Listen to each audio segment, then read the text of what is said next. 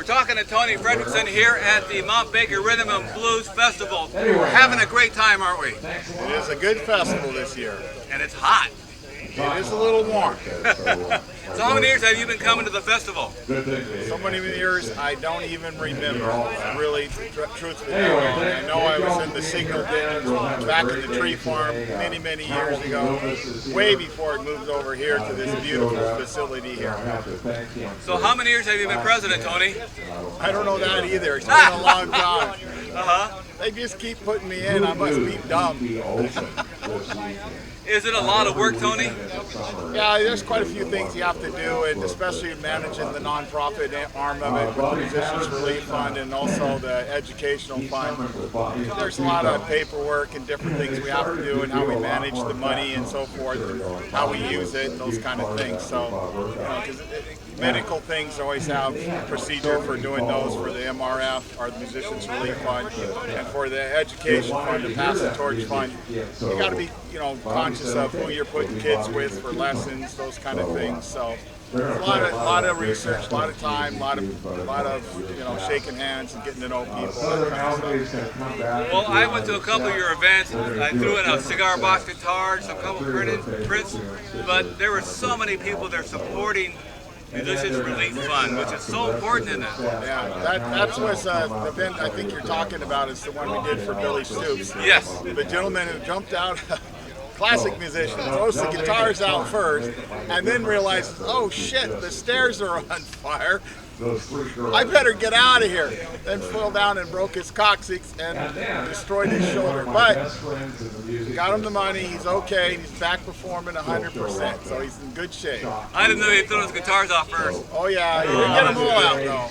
That's so cool. We actually at the festival, Sunbanks Spring this year, one of the guitars he had that was actually in the picture, the fireman, you can see him handing it down, had Providence.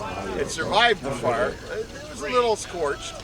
The case was definitely scorched, and he donated it, and we raffled that thing off, and that money all went to as kind of Billy as a payback for all the Musicians Relief Fund. So he took the money that we put to him, healed himself up, and then he gave back to help replenish the fund so we can help other musicians.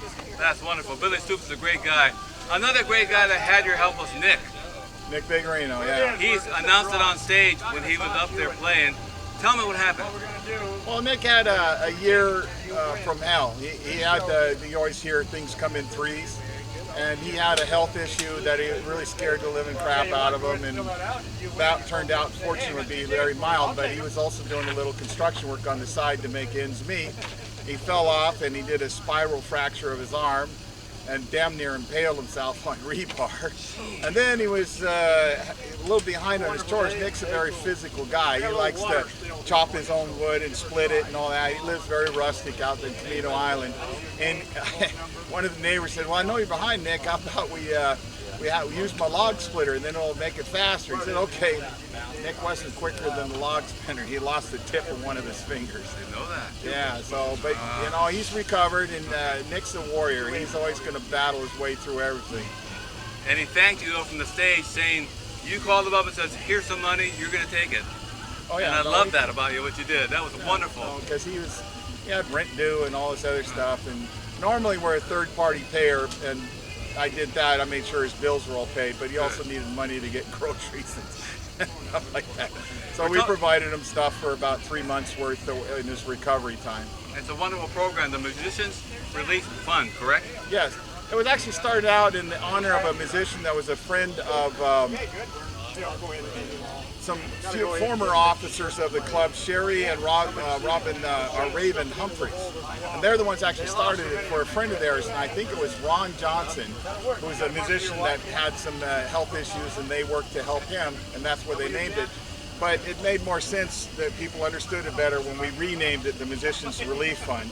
And so it's been that ever since then. But that's where it actually started with Sharon and Raven Humphreys. They started that program when they were officers of the Blues Society's board of directors. That was a long time ago. A long history of helping musicians in times of need. Wonderful program. How many years has the Blues Society, you think? Guess. Between our unincorporated and since we've incorporated, I believe we're at 42 years. That's a long time. It's a long time for a nonprofit to survive like we have, and still be powerful. Yeah, you are. You have a presence in the whole state of Washington and throughout the world. We do. We're the only society still doing a monthly newsletter, and it's 32-page, full color. It's very informative. This month, I met some people through the Live Nation and then Emporium Presents, which is the production arm, does all the shows for Live Nation. And we're actually giving away tickets here today for the Jadusky Trucks show that's coming up at the White River Amphitheater with Los Lobos and an up-and-comer named Gabe Dixon.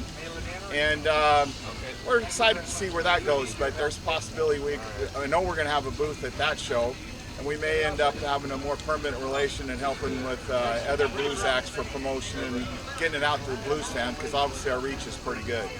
I just got all the members over our history that we have data for, and we have 54,000 email addresses that we market to. Former members. Good job.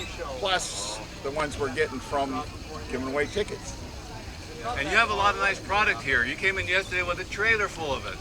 We Jackets and have shirts. a couple of things.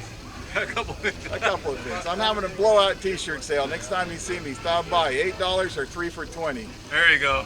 You know, you get an $8 shirt if you ruin it painting the den or you're gardening or working on the car. Who gives a rat's? You only paid $8 for it, and you look good when you were wearing it. So, so give us the website of the Washington Blues Society, please, Tony. That's www.wablues, W-A-Blues, plural, .org.